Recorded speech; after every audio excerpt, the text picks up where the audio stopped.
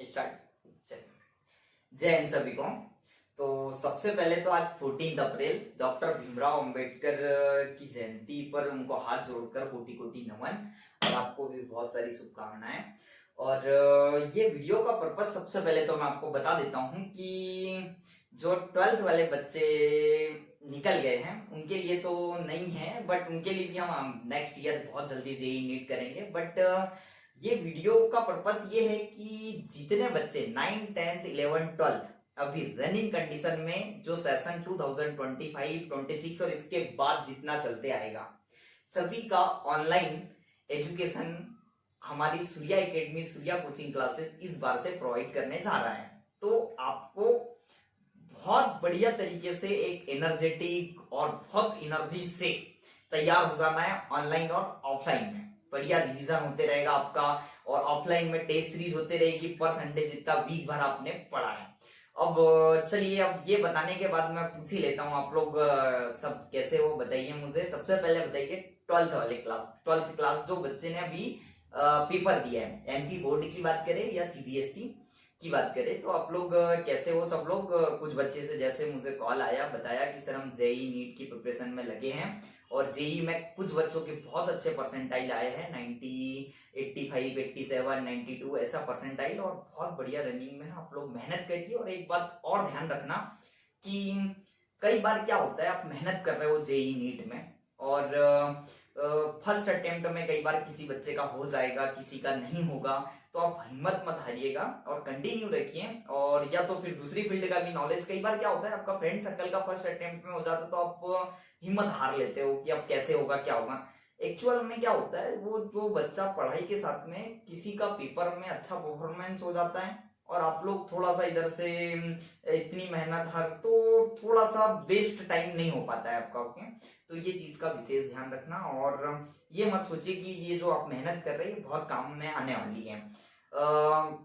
दूसरी बात कि आप लोग के माइंड में थॉट चल रहे होंगे कि सर अभी रिजल्ट तो एक्चुअल में एमपी बोर्ड और सीबीएसई ने जारी किया नहीं है, पर बहुत जल्दी आ जाएगा। और आप लोग को मैंने जैसे ऑफलाइन बेच में बताया था कि जैसे एग्जाम हो रहा है आपका, आप अपना एक अलग पेपर बना लीजिए और रिजल्ट अपने हिसाब से, ज्यादा रेशो नहीं रहता, ज्यादा डिफरेंस नहीं रहता, आप जो मानते हो और उसका जो जारी होगा रिजल्ट, क्योंकि आप लोग ने एग्जाम दिया, आपको एनालिसिस होता है। और लास्ट ईयर बहुत अच्छा रिजल्ट रहा था 10th 12th का। अपने 10th में टोटल बच्चे 10th के लगभग 70 थे अपने पास लास्ट ईयर, तो उसमें लगभग 32 बच्चे ऐसे इतना अच्छा स्कोर किया था अपने परसेंट में कि 85 से 93% 10th का रहा।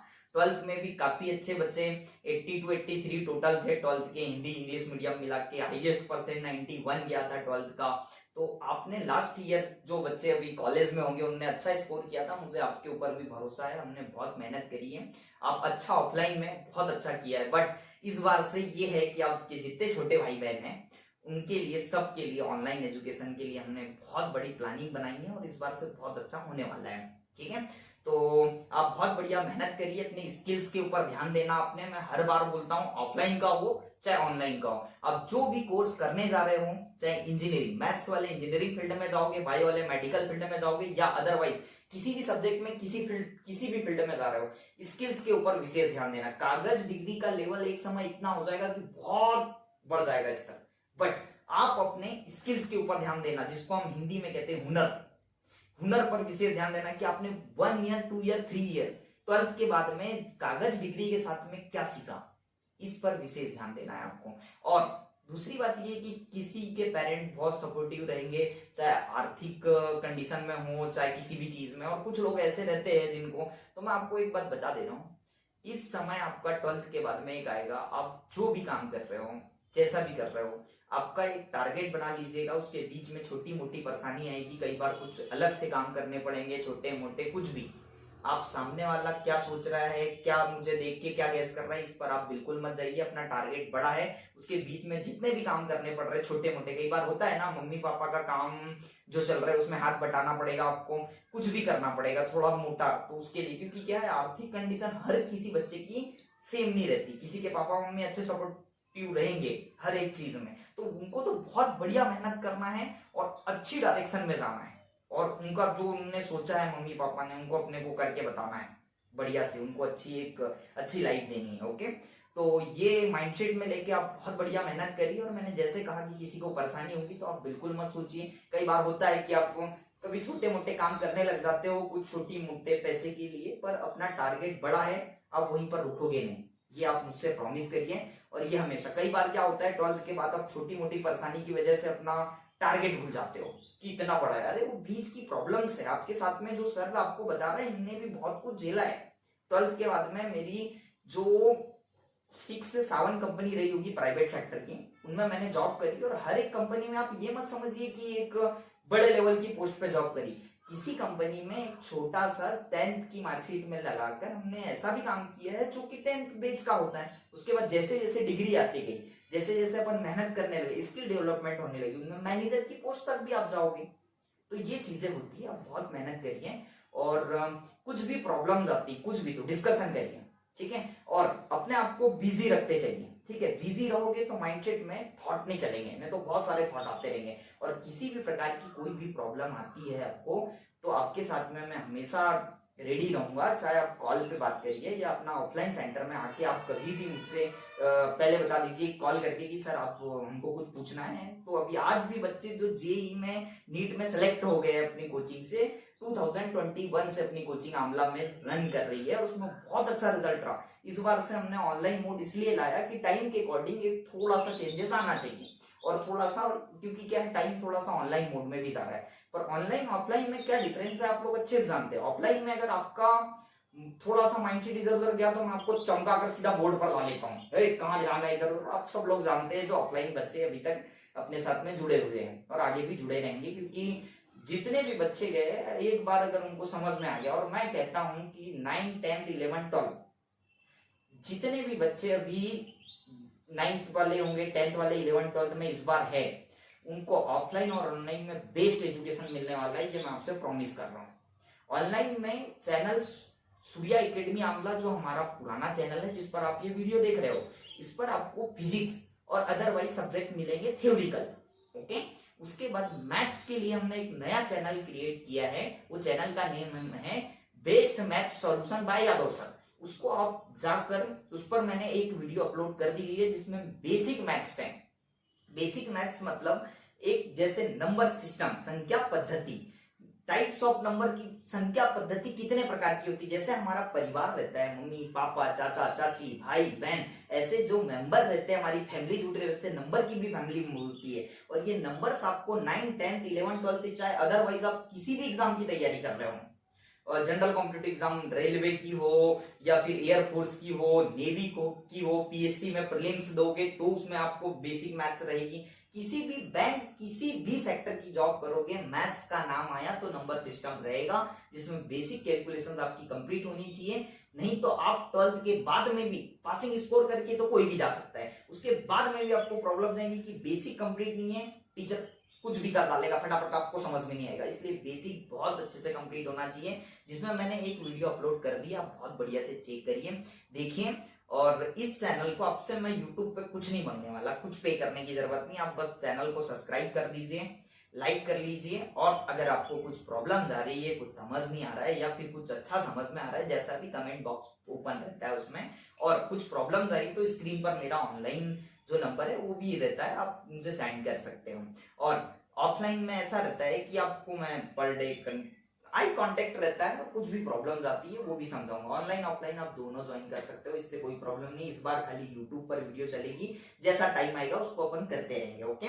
और अब ये तो बात रही 12th, जो 9, 10, 11, 12 और बाकी बच्चे हैं। समर वेकेशन में आपने क्या किया क्या नहीं मुझे नहीं पता, बट 1 अप्रैल अभी बीच में आप लोग ने एग्जाम दिए, उसके बाद में शायद कुछ डेज की छुट्टी लगी थी, आप लोग रहे होंगे। अभी तो समर वेकेशन महीने में से स्टार्ट हो जाएगा, तो ठीक है। जैसा भी आप सबसे पहले बुक आपने रिसीव कर ली होगी स्कूल से, गवर्नमेंट वाले प्राइवेट वाले आप लोग परचेज कर लीजिए बुक। एनसीईआरटी रहेगी 9, 10, 11, 12।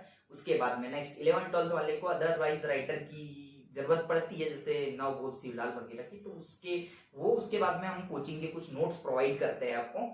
वो अगर उतना कंप्लीट कर लिया तो बेस्ट नंबर आते हैं आपके फिजिक्स में, मैथ्स में। अब मैथ्स में तो एनसीईआरटी कंटिन्यू चलती है, अब बेझिझक रहिए, एनसीईआरटी के अलावा आपको मैथ्स में कुछ पढ़ने की आवश्यकता नहीं है। उसका अगर आपने कंप्लीट कर लिया, उससे बाहर स्टेट बोर्ड नहीं बनाता। सीबीएसई के लिए छोटे से ऑब्जेक्टिव के लिए हम लोग कुछ प्रिपेयर करते हैं, तो वो अलग चलते रहता है। इंग्लिश मीडियम हिंदी मीडियम दोनों कंप्लीट हो गए, आप टेंशन मत लीजिए। और दूसरी बात, अगर कोई भी क्वेश्चन माइंड में आता है कैसा क्या, अभी कुछ बच्चे 10th 12th वाले माइंड में लग रहा होगा कैसे परसेंट क्या बनेंगे, एग्जाम दे दिया है, भरोसा है आपके ऊपर, अच्छा रिजल्ट रहेगा, मेहनत करिए। और कई बार क्या होता है, जैसे इतने सारे बच्चे होते हैं, मतलब लास्ट ईयर ही मैं आपको बताऊं 70 10th के बच्चे थे हिंदी इंग्लिश मीडियम के दोनों, उसमें 30 बच्चे ऐसे थे 30-32 के अप्रॉक्स जिसके 85 से 93% तक गए। बाकी लोग के कम परसेंट 40-60 ऐसे परसेंट। कुछ बच्चे ऐसे भी है उसमें 2-3 बच्चे जो फेल भी हुए, रिजल्ट खराब हुआ। उसका रीजन ये रहता है कि वो बहुत लेट ज्वाइन करते हैं, लेवल डाउन रहता है उनका। तो ये रीजन की वजह से उन लोग, जो बच्चा 0 लेवल पर भी है, जिसने अप्रैल और मई से सेशन स्टार्ट किया है कोचिंग में और मेरे से जुड़ा हुआ है, मैं प्रॉमिस कर रहा हूँ कुछ भी नहीं आ रहा है, धुरंधर बना के छोड़ूंगा। बस थोड़ा सा पेरेंट्स का सपोर्ट चाहिए मुझे, और पेरेंट्स अगर सपोर्ट नहीं कर रहे तो आपको समझदार होना पड़ेगा यदि आप स्टूडेंट हो तो, क्योंकि लाइफ में आपको आगे करना है। मम्मी पापा ने जन्म दे दिया है, उनको अपने को अच्छी लाइफ देनी है और अच्छी मेहनत करनी है। ओके, पढ़ाई करने से आपका माइंड डेवलपमेंट होगा, और माइंड डेवलपमेंट होगा तो आप इस दुनिया में कुछ भी करने के लिए रेडी रहोगे, छोटे मोटे टास्क लाइफ में आते रहेंगे। आप बात समझ में आ ही रही होगी आपको, तो आप बहुत बढ़िया से मेहनत कर लीजिए। मैं आपके साथ ऑनलाइन ऑफलाइन इस बार पूरा जुड़ने वाला हूँ। इसके बाद जितने भी सेशन है रेडी रहूंगा, कुछ भी क्वेश्चन रहते हैं आपके, आप बेझिझक कॉल कर सकते हो, मैसेज कर सकते हो। इस बार मैं पूरा आपके लिए अवेलेबल रहूंगा एजुकेशन के मामले में। और दूसरी बात कि 10th के वाले बच्चे के, कुछ बच्चे के कॉल भी आए थे मेरे पास कि सर रिजल्ट आने के बाद में डिसाइड हो रहा है कि स्कूल कैसा, एडमिशन इधर, और भी बहुत सारे कि सब्जेक्ट क्या क्या करें। मैंने कहा अभी रिजल्ट आने दो, उसके बाद में आप लोग माइंडसेट में सबसे पहले आप डिपेंड करिए कि आपकी स्किल्स क्या है। कई बार क्या होता है, आप एक फोर्स वाले को देखकर, वर्दी देखकर अंदर आता है कि नहीं बनना है, तो वो चीजें में आपको क्या, छोटी मोटी प्रॉब्लम भी आएगी ना, तो आप एक्सेप्ट करके रन दौड़ने लग जाओगे।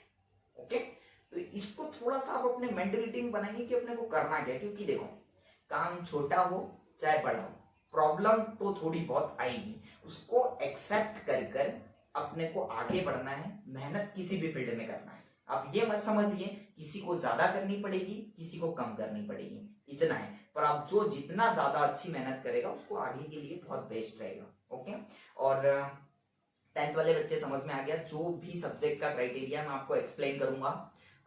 यदि आप मैथ्स फील्ड में जाते हो तो बायो फील्ड में, मैथ्स इंजीनियरिंग फील्ड होगी, बायो मेडिकल फील्ड होगी। बट उसके बाद भी अगर आपने 11th 12th कर लिया, उसके बाद भी आप अगर इधर कॉमर्स में जाना है, आर्ट में जाना है, नेक्स्ट फील्ड में जाना है, तो कैसे क्या कर सकते हो। ओके, ये पूरी वीडियो मैं अपलोड करूंगा और ऑफलाइन में भी आपको जैसे बताता हूँ बताऊंगा। ओके, उसके बाद में 8th से जो 9th में अभी एंट्री हुई है जिसकी, क्योंकि 8th का रिजल्ट ऑलमोस्ट आ चुका है, तो वो बच्चे बहुत एनर्जेटिक छोटे बच्चे रहेंगे। आप टेंशन मत लीजिए, एक बहुत बढ़िया एनर्जी से इस बार आप मैथ्स में धुरंधर बना दूंगा आपको, टेंशन मत लीजिए। 9th का जो बेस बन गया 10th में फोड़ डालोगे।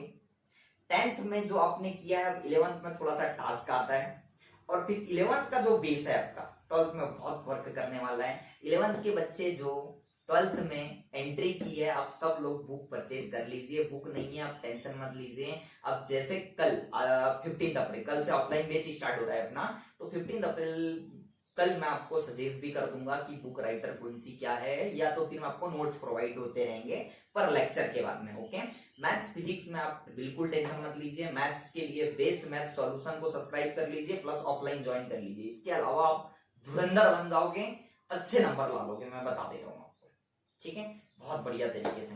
और दूसरी बात कि जो राइटर है ना, राइटर नवबोध बेस्ट रहती है बुक की में। 11th 12th वाले नवबोध और शिवलाल भी बेस्ट रहती है, ऐसा कुछ नहीं है। थोड़ा सी लैंग्वेज का डिफरेंस रहता है, सब अपने आंसर सेम लाएंगे। फिजिक्स में भी डेरिवेशन सभी के सॉल्व होंगे। डेफिनेशन की बात करें जिसको हम हिंदी में परिभाषा कहते हैं, उसमें आपको थोड़ी सी लैंग्वेज का डिफरेंस रहेगा। ओके, हर एक टीचर आंसर सेम लाता है, किसी की लैंग्वेज अलग रहती, किसी की लैंग्वेज अलग रहती, इससे कोई ये नहीं रहता है। अभी तो एनसीईआरटी ने नया चेंज किया है कि आपको बहुत शॉर्ट टर्म में और बहुत सारी चीजें, इसका रीजन ये रहता है कि आप जब बड़े एग्जाम क्वालिफाइड करोगे तो आपको राइटिंग वर्क पर वर्क नहीं करना रहता है, ऑलमोस्ट ऑब्जेक्टिव क्वेश्चन रहते हैं। तो आपका मेंटेलिटी को उस टाइप से तैयार करने के लिए उसने सिलेबस को कम किया है, आप लोग अच्छे से जानते हैं। बट जो आपका सिलेबस 2025 24 25 का रहा था, 25 26 का भी यही रहेगा। आप ज्यादा कुछ एक्स्ट्रा ऑर्डिनरी करने की जरूरत नहीं है। अब आपको करना क्या है ये समझ लीजिए थोड़ा सा। आप हर एक सब्जेक्ट के जब भी नोटबुक बनाओगे कोचिंग की, सामने आपको चैप्टर के नेम लिखना है कि आपको किस किस चैप्टर को पढ़ना है, क्योंकि चैप्टर के नेम आपको पता होना चाहिए कि हमारी एक्चुअल में फिजिक्स में कितने चैप्टर है, कितनी यूनिट है, क्योंकि यूनिट से क्या बनते हैं, चैप्टर। ओके, चाहे 9 10 11 12 हो, जिस भी सब्जेक्ट आप पढ़ने वाले हो उसके आपको चैप्टर के नेम याद होना चाहिए कि किस चैप्टर में ये चैप्टर है, ये चैप्टर में आगे का तो आपको क्लास में डिस्कशन करवा दिया जाता है, इंट्रोडक्शन में पूरी हर एक चीज बता दी जाती है। ओके, और भी कुछ प्रॉब्लम होगी आप बेझिझक मुझे कॉल कर सकते हो, मैसेज कर सकते हो। और बस यही ऑनलाइन पर्पस स्टार्ट करना है, इस वजह से कुछ वीडियो अपलोड होगी। इंट्रोडक्शन के हिसाब से ये वीडियो बनाई थी मैंने आपको बताने के लिए। ओके, तो मिलते हैं नेक्स्ट वीडियो में, तब तक के लिए जय हिंद।